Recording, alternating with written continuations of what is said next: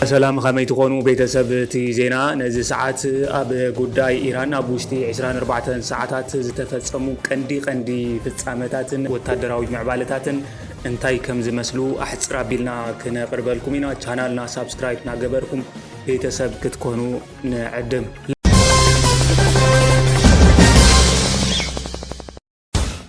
ላዕለዋይ መራሒ ኢራን ኣያቶላህ ዓሊ ኸማኒ ከም ዝተቐተለ መንግስታዊ ማዕኸናት ዜና ኢራን ሓቢረን።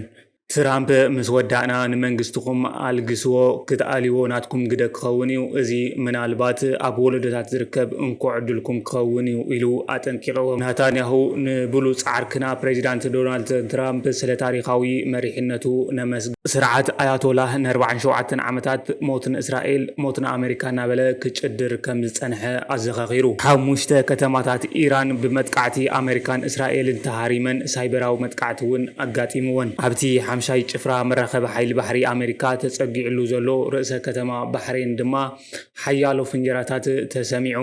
ኣሜሪካን እስራኤልን ካብ ትማሊ ንግሆ ጀሚረን ኣብ ልዕሊ ኢራን ብዝፈጸምኦ መጥቃዕቲ ላዕለዋይ ሃይማኖታዊ መራሒ ኢራን ኣያቶላህ ዓሊ ኻማኒ ዝርከብዎም ሓያሎ ሰብ መዚ ኢራን ከም ዝተቐተሉ ተገሊጹ። ክሳብ ሕጂ ዘሎ ምዕባለታት ሕፅር ብዝበለ ድማ ነዚ ይመስል። ላዕለዋይ ሃገራዊ ባይቶ ኢራን በቲ ኣሜሪካን ኢራንን ትማሊ ቀዳም ዝፈጸሞ መጥቃዕቲ ላዕለዋይ ሃይማኖታዊ መራሒ ኢራን ኣያቶላህ ዓሊ ኻማኒን ከም ዝተቐተለ ኣፍሊጡ። እቲ መግለጺ ከዓ ኣብ ዝተፈላለዩ ማዕከናት ዜና እታ ሃገር ተነቢቡ እዩ። ነቲ ሞት ዘንበበ ጋዜጠኛ እናነበዐ ን40 መዓልታት ናይ ሓዘን መዓልታት ተኣውጅ ከም ዘሎ ኣፍሊጡ። መተካታ ኣያቶላህ ዓሊ ኻማኒ ኣብ ቀረባ ከም ዝምዘዝውን ተሓቢሩሎ።